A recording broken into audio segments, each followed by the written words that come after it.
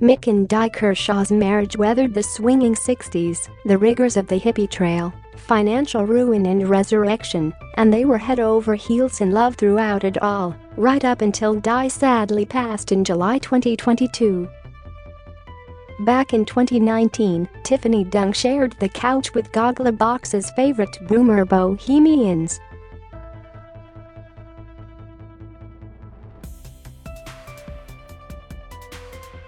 The British band, then at the height of their early fame, had arrived for their debut visit Down Under, where they were met by hordes of screaming fans, desperate to catch a glimpse of their idols.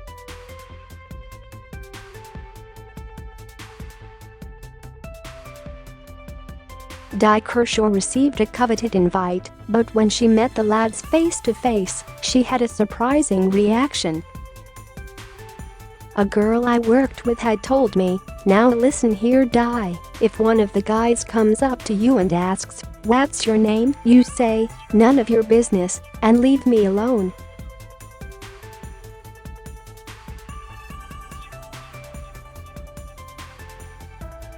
It's the first of many tales with which Di and her husband, Mick Kershaw, regaled to the weekly over-afternoon tea at their home, where their segment of the Lifestyle and Network 10 reality program is filmed.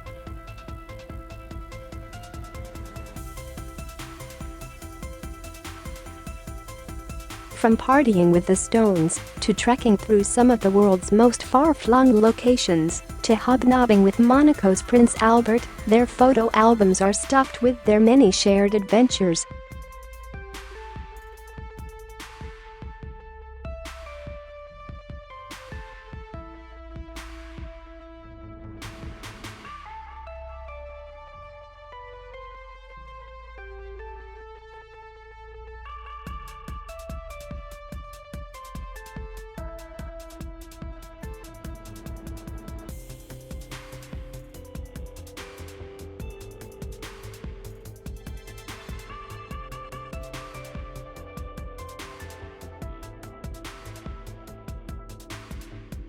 Di would be sitting in the foyer drinking martinis, and I would be in the long bar having a beer with my mates, recalled Mick, who was by then a director and shareholder in an advertising agency housed on the same street.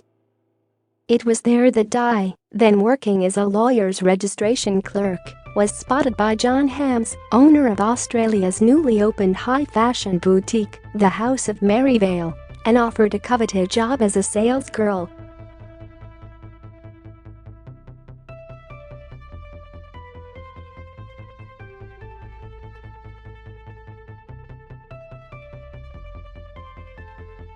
He did that, and they had people lining up in the streets to buy clothes.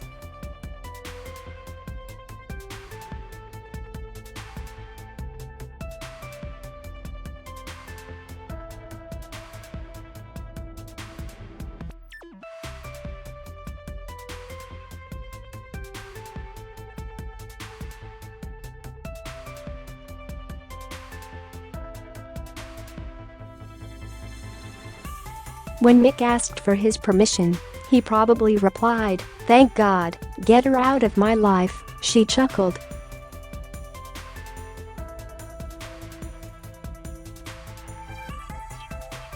As was customary for many brides of the era, Di's mother Dawn made her dress, although she says she could easily have run it up herself.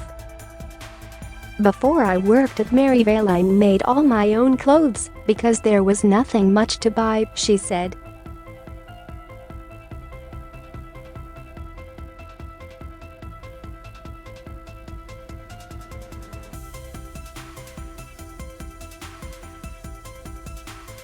"I couldn't believe it. I bought her a sewing kit once and she said, 'What's that?'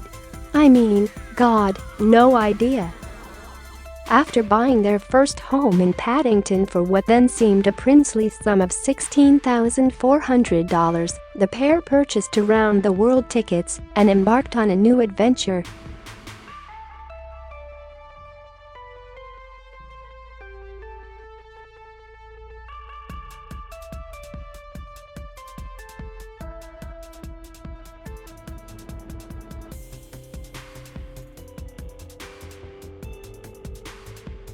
So we went to visit some friends in Toronto and Canada and ended up staying almost 2 years. Next on their travels was Europe. Picking up a car in London, they spent 5 months skirting the Mediterranean, taking in Greece, Italy, France, Portugal, Morocco and more. Still not having shaken the travel bug, but knowing it was time to return home, they packed one canvas bag each and boarded a train to Istanbul.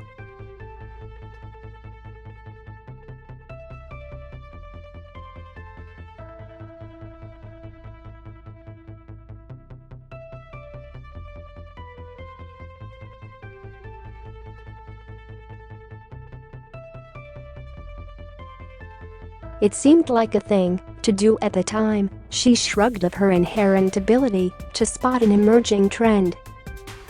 Their dream of starting a family took longer to realize. I lost a baby at 5 months when we first came back to Australia, Di shared.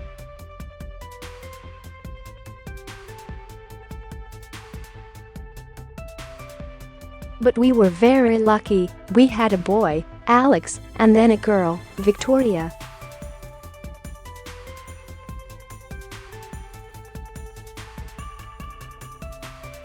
Victoria always tells me, "You're the toughest person, Di," she admitted.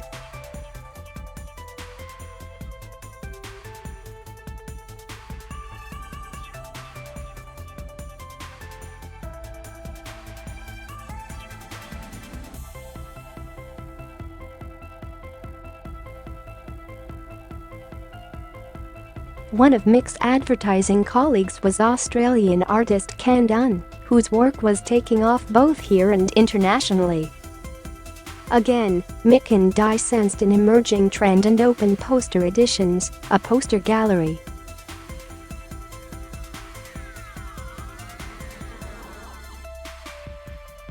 Their work saw them once again traveling the globe as they sniffed out emerging artists in Germany, France, Italy and more.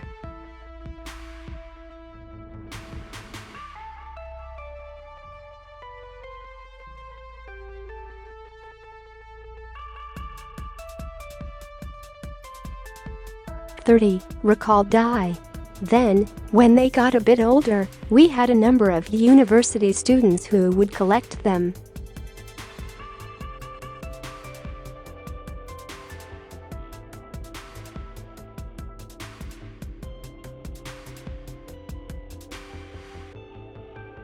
It taught them to be independent as well. Kaboom! A new life. While the 80s was a boom time for the Kershaws, the 90s proved devastating.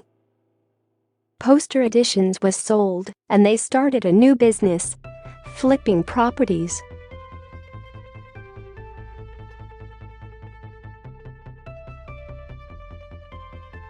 "We had a total financial disaster, lost everything and had to start again," said Di.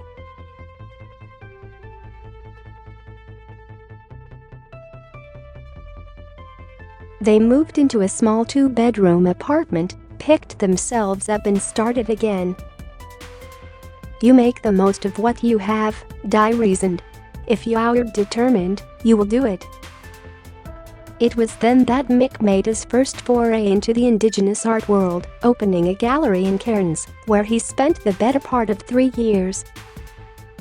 Mick and Di went on to represent a clutch of acclaimed artists whose talents are being recognized all over the world. Watch, Mick and Di announce they are taking a break from Gogglebox due to COVID-19 fears.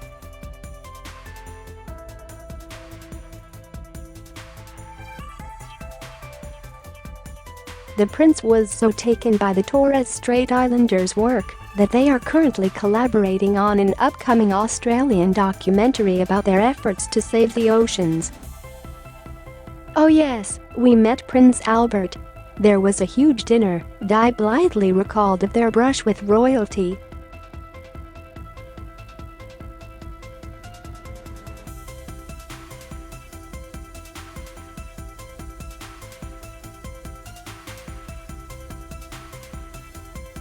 Alex married in 2018 in America and he and his bride planned a trip home to Australia. and Victoria gave them their first grandchild, Harvey, with Di happily volunteering for babysitting duty 1 day a week.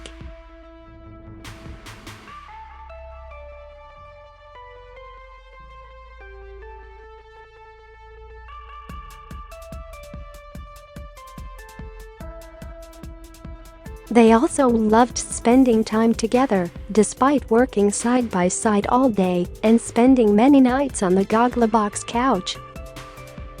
Di also volunteered at the Museum of Contemporary Art in Sydney and Mick at Oz Harvest. And their differences, along with a shared set of values and interests, kept their relationship powering along for half a century. I'm an Aries who Mick refers to as power-drunk and restless, and Mick is a Capricorn who is the stubborn goat climbing up the mountainside, Di laughed.